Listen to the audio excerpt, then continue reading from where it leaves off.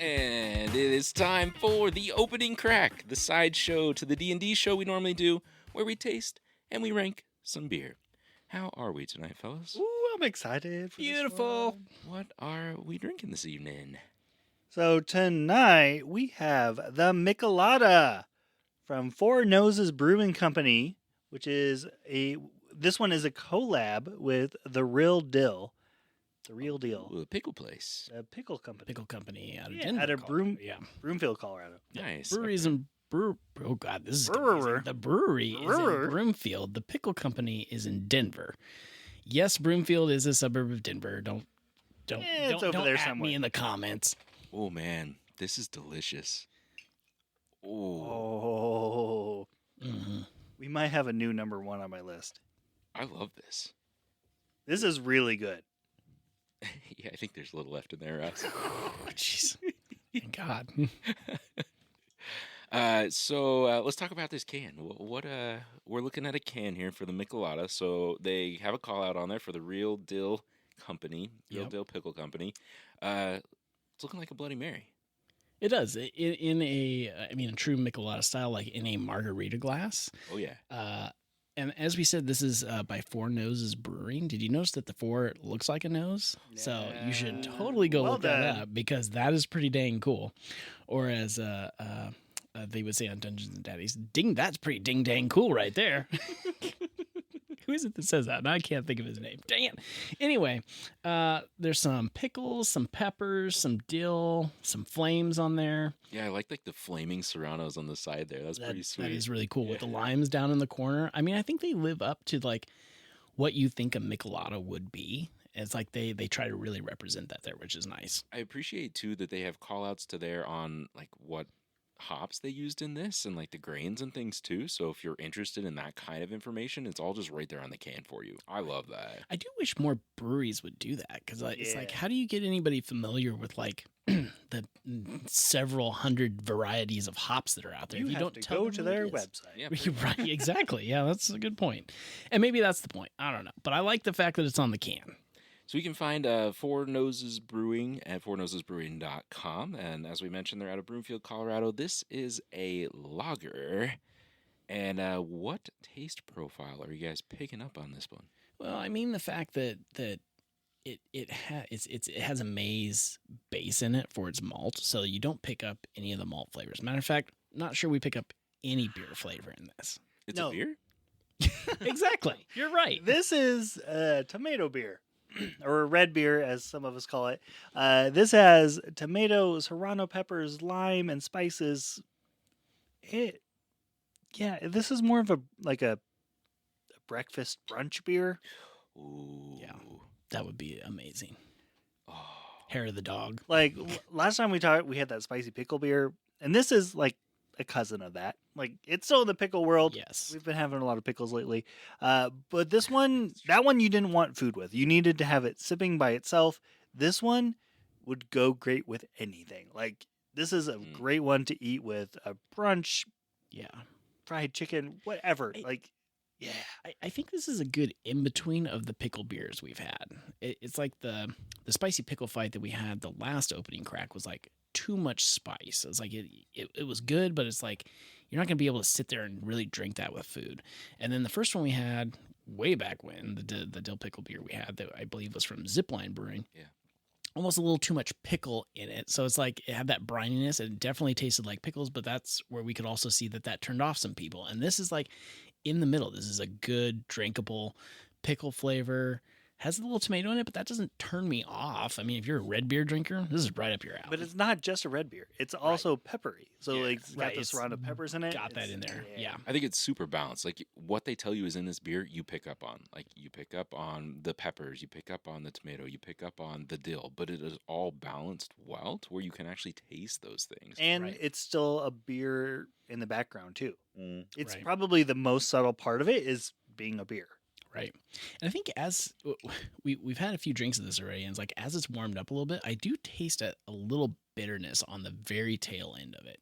So maybe it's that hops coming through. I don't know, but it is there potentially present. Jeez, Brad. Whoops.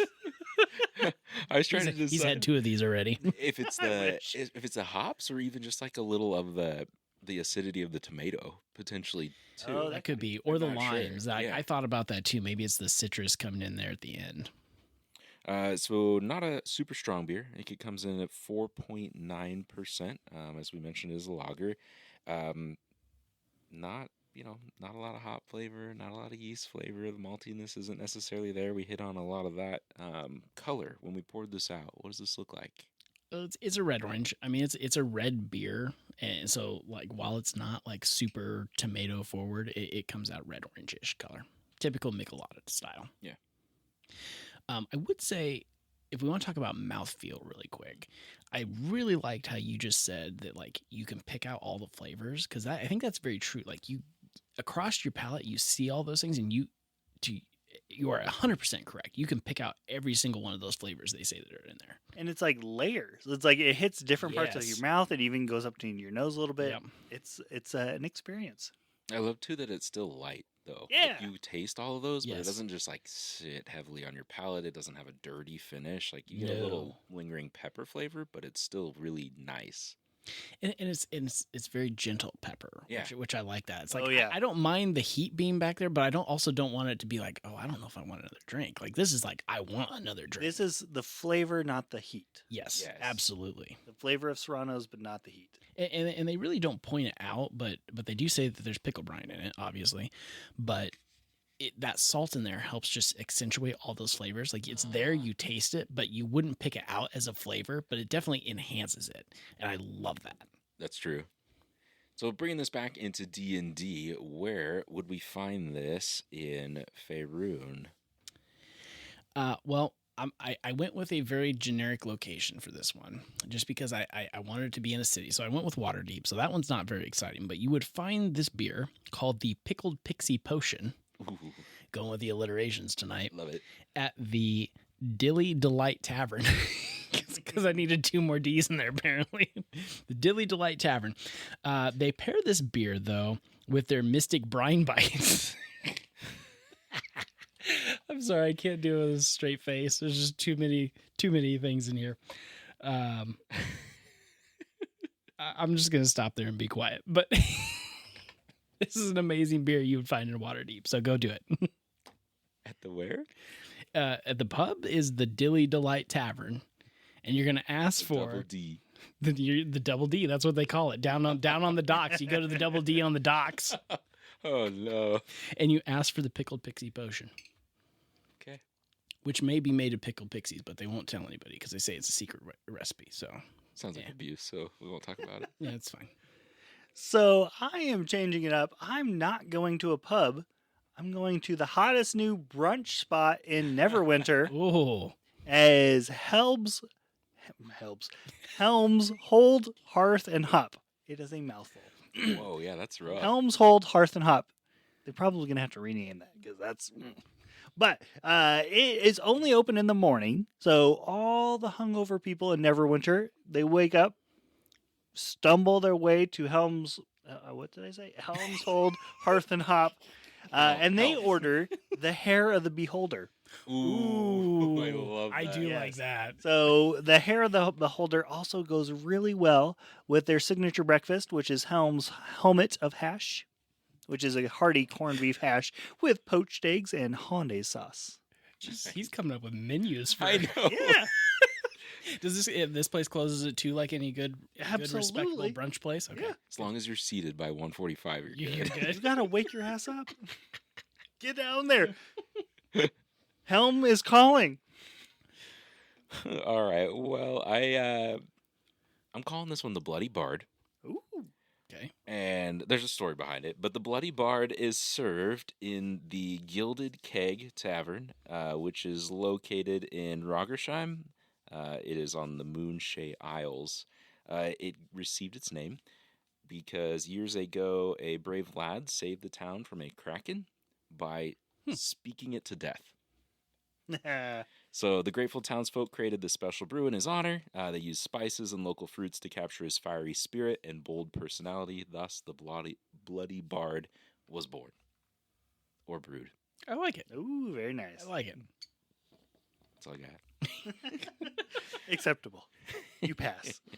All right, and then A plus. next important question is where are we going to place this on the challenge rating scale? So for listeners who haven't joined us for this, we rate these just like you would a challenge rating, 1 to all the way up to a 20. Typically, ones are your lighter cream ales, maybe those beers that are designed for not your hearty craft beer connoisseur, all the way up to something like a double IPA. We would say triple, but the triple we tried wasn't Even actually crazy. that high. Yeah, that's So interesting. I don't know what you guys think, but this one came in on the lower end for me. Okay, first, before we go one by one here, can we agree that for us personally, this is 100% a one? We would drink this anytime, anywhere, any place, right? Yes. Okay. Yes. Yes. Okay. Automatic success. Yes. I would go probably like a 2 or a 3 with the caveat that you need to like Bloody Marys. Like if you like a Bloody Mary, try this beer. Like it is excellent if you like Bloody Marys. I think if you like a Bloody Mary, you will love this beer. Yeah. Yeah. Even if you don't like beer and you like Bloody Marys, I think you will love this beer. And I wouldn't say that about all Micheladas in any world. True. Right. I agree with what both you said. I don't really have anything to add. The only thing I might add though is if you are not a tomato fan, don't get scared off by this beer though, because it's like the tomato flavor, even though it's Bloody Mary forward, doesn't come through super strong. No.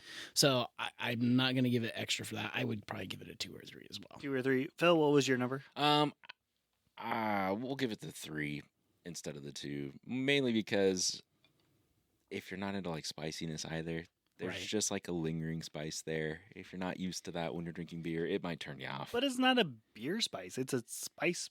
Yeah, that's what Right. I mean though. Like if you're just not It's into just- that. it's I different. see what you're saying though, Yeah. because there are 3 things here that could turn people off potentially: tomatoes, pickles, and spice. Yep. And so if you don't like any of those, you may not pick one of these up. But I would still highly suggest I it. It is really good. Well, so do I. Obviously, we do. Well, I would say yay or nay, but clearly we don't even need to have that Yay! discussion. Hell yes. So once again, this was the Michelada from Four Noses Brewing Company. Take a look at their other brews, fournosesbrewing.com out of Broomfield, Colorado. And that is going to do it for this bonus episode. Stay tuned for more beer reviews in the future. You can check out our regular show, Bards and Barrels, anywhere podcasts can be found. You can also follow us on Facebook, Instagram, and YouTube at Bards and Barrels. Until next time, may your dice be hot and your beer be cold.